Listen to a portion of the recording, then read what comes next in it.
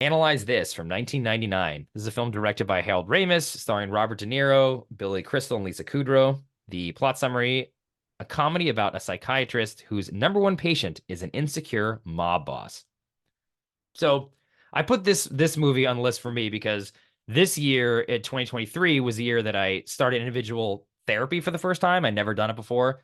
And I've found it super helpful, super enjoyable, very therapeutic, no pun intended. And this movie was the first movie that I was remembered, at least growing up, was a movie that was about therapy. And then going back and watching it after having, done some individual therapy, I realized that actually this is a really good encapsulation of how therapy can help you, how it's really a focus on communication. So Robert De Niro is the mob boss, and he doesn't really communicate as well to his mob family, but then also to other mob families. Like he doesn't want to have a meeting.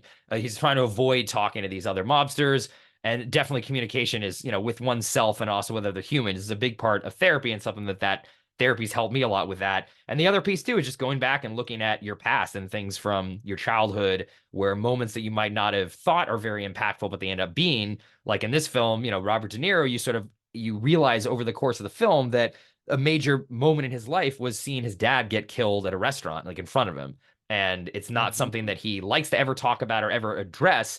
But then when Billy Crystal, who's the therapist, kind of makes him come to terms with that, it really helps him, find the emotion inside of him, helps him with his anxiety and tension and all the issues he has at the beginning of the movie. And there's a funny slash, pretty moving scene, I think, where Robert De Niro is sitting in a hotel room, and this is after he sort of told Billy Crystal about his father, and they realize this is a major incident in his life that he needs to address. And he's seeing a commercial on TV for like insurance, and it's like a father and son kind of theme in the commercial. And he just starts crying because yes, it is played for laughs a little bit, but that is just something that when you really are in touch with your emotions, and there's now a trigger that you have around, in this example, like fathers and sons, it is therapeutic to just cry and really feel that, even though it is something as stupid as a insurance commercial. But I was surprised going back and watching this of how much actually yes, it is a comedy, and a lot of this is played for laughs, and some of it is a silly, like, oh, what do your dreams mean thing, which is not what at least my experience in therapy has been like. But a lot of the things that I've taken away so far from my experience with my therapist is actually really captured in this movie in a way that I think is a good representation of why,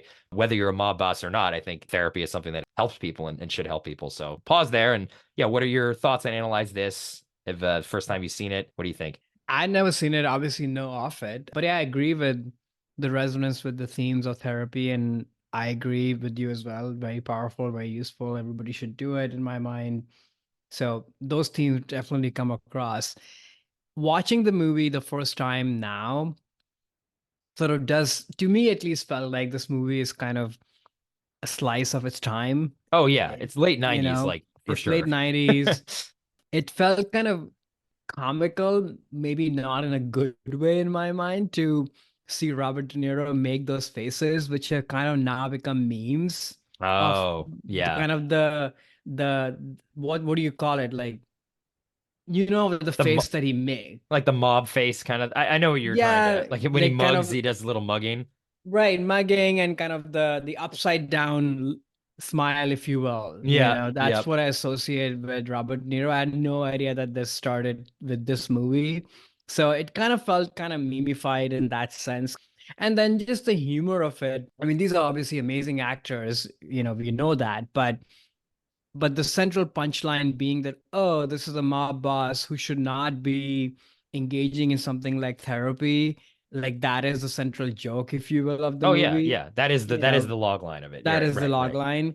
That that doesn't sort of really feel funny. It's interesting, but it doesn't feel funny only because we are watching this now. But I kept telling myself that just imagine if you were watching this movie in the 90s. This is Robert De Niro, who's done so many, mob movies. For him to do a mob movie where he's crying and wants to seek help and get better, that has a lot of weight, Yeah, yeah, this in its was time. his right. I mean, we talked about Meet the Parents on a past Right. episode, but this was predates that, and this His was really transition. his moment of like, I'm gonna do comedy and make fun of Yeah. myself. I mean, you mentioned Yeah. all the faces. I think he's overly exaggerating those in this Yeah. film because he's playing off of all these past roles that Right. he's played, like Casino and Goodfellas and The Right. Godfather and all these things where he's played a gangster. And yeah, I guess it is hard to think back I mean, because I saw this in the theaters when it first came out in '99, and it Oh, was a huh. big, like, this was like a huge hit at the I time. And bet. it, Billy Crystal was one of the big comedy stars in the '90s, and I hadn't seen at that point all the Bob De Niro gangster films, but I knew him. Oh, he's like the mobster guy, so it was even funny to see him play it up for laughs. Even though there are parts of this movie too where like you actually are like, wow, this guy could kill you. Like he does a very good Right. job of not making it too much of a parody of himself, which Right. maybe he might do in later, later roles when I think he went too far into the comedy and stuff and it didn't really work for me. But this is that perfect balance of okay, like he's playing his characters for laughs, but there are several scenes in that where like he's pulling people aside and like having conversations like, oh yeah, no, he could get this guy killed like immediately. And you kind of believe it like you would in, Goodfellas or Casino or something. But yeah, I mean it's a high concept comedy, right? A Yeah. mobster in therapy. Like sounds like you'd be a Yeah. tough create if I pitched that to you, yeah, as an exec, you'd be like, not funny. Next. What else you got? You got anything else? No, it's Like that wouldn't work funny. in the room, do you? The concept is very funny. I just think the treatment of the movie is dated, obviously, because it's Right, from a right. different time, Yeah. and it's leads playing off of their life history and what they've done in that time is also dated. Hmm. But if this Hmm. movie were made now with somebody who we know as kind of a mob person or a movie star, oh, we don't have movie stars now, so We there's that. don't, yeah. I don't know who we would cast. We So also don't have sadly, comedies anymore either. So especially also not high that. concept Sorry. ones. Yeah. So you're right. Yeah. This movie is incredibly dated in a lot of different ways. And actually, I hadn't seen it in probably 20 years. And it was interesting. It's an R-rated, adult comedy essentially, but the humor is very like silly Very and silly. very Yeah. light and like breezy and something you would expect in like a PG movie almost. But obviously it's not. It's R-rated sort of adult comedy. But it was interesting going back and thinking like, oh, there was like a market for this back then, right? Where Yeah. adults would go out and see like a movie with like Bobby De Niro and Billy Crystal was also a huge, Oh, again, I'm comedian at the sure people time, were like and laughing eating their this up. hats Yeah. off. Like, oh, he shot a pillow and like, oh, like, this stuff that is the Lisa Kudrow stuff, which she's great in this movie too, as like the Yeah. straight woman. But a lot of things in this that are like so gaggy, but that was just the time. And my favorite, I think the funniest moment in the movie is when Billy Crystal like tries to impersonate like a mob boss and he's going into Oh like the yeah. family meeting. Like that is That hilarious, was a but great scene actually. silly, but very silly to your Yeah. point. Like it's definitely a type of comedy that we don't see anymore, though. Again, like I said, we Yeah. don't really see any comedies anymore, sadly, on Yeah. the big Yeah. screen. That Um, scene actually really worked for me. Yeah, I think it's just the mimification and the fact that I'm yeah. watching this movie for the first time now, right? Like if I had Oh, totally. watched Right, right, this right. previously, I would probably feel differently. Yeah. The other thing that I was also wrestling with a little bit, and I guess maybe because Billy Crystal's character knows that De Niro is dangerous, but the fact that he just keeps leaving her and other things to take care of whatever is happening with him.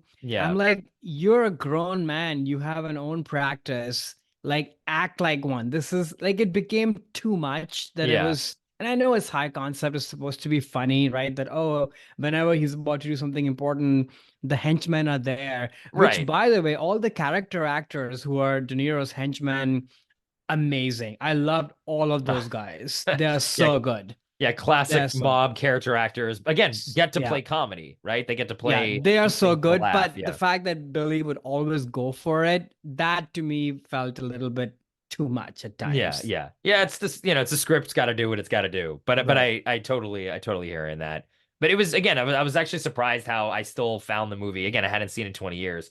Still very funny. Like I laughed at a lot of the gags, and it did feel very, like you said, very 90s and dated. But I mean, there was a nostalgia I think that I can tap into that someone who's seen it for the first time. I think that's not something you would have for like, oh yeah, I remember when movies used to be like this, and Yeah, it's I still think Meet the Parents and his performance in that is actually better, but I seeing agree. this as a transition between like where he is again making fun of himself, but not to a goofy standpoint, his persona, I mean, not himself, but his persona, I think he just does I mean, he's a fantastic actor. Of And course. It's De Niro. great actors can do comedy and drama, and I think he's definitely one of those Exactly. guys. So it was fun to kind of go back and see that side of him too. Yeah, I found it okay funny. I wasn't sort of laughing out loud, but I did find it charming. Yeah, yeah, that's a And good it's word fun to for it. see them at they're not old enough yet because when I think of Robert De Niro in comedies, I somehow imagine a much older De Niro. Like he looks really Oh, good in this movie he looks actually, great. and Yeah. yeah, and that's nice to see. Billy looks good, and then also just a reminder of like that they spend money on comedies. Like this movie is well made. Hmm. And all these locations, and they go to where? Florida? Where did they Yeah, go? Florida. Yeah. Yeah, they go to Like all Florida. that is like they're actually there. Like all of that matters, of course, because Hmm. we don't now, to your point, we don't make comedies, and if we do, they're sort of green screeny and nobody ever goes anywhere, which Right. that's my number one complaint with movies. Well, actually number two, that I've voiced on this podcast several times, that go to the real place if you can.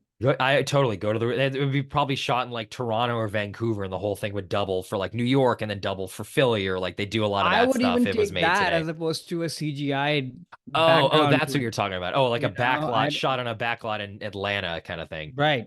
But no, I'm glad you saw it. I Me guess. I too. mean, it is, it's a classic part of De Niro's filmography for sure, a big turning point Definitely. for him. And I think Billy Crystal's sort of last hit and where he had real resonance in the culture was really this. And there was a sequel analyzed that was really bad. Mm, It's one of those sequels where they basically do the same movie again, and uh, the jokes are like they're all the same. Like we already saw this. It was so fresh and new in the first mm, one, and this is just sort of like, okay, what's mm. what's what's going on here? Hey there, it's Alex. If you like the review and discussion Karan and I just had, make sure you subscribe to our channel, Movies That Shaped Us, to get full episodes. Every other Wednesday, Karan and I cover a topic around important people, places, events, and moments in our lives, and then explore it through 3 of our favorite movies. Subscribe right now, or follow our podcast on Spotify or Apple Podcasts via the link in the description below. Hope you join us for the journey.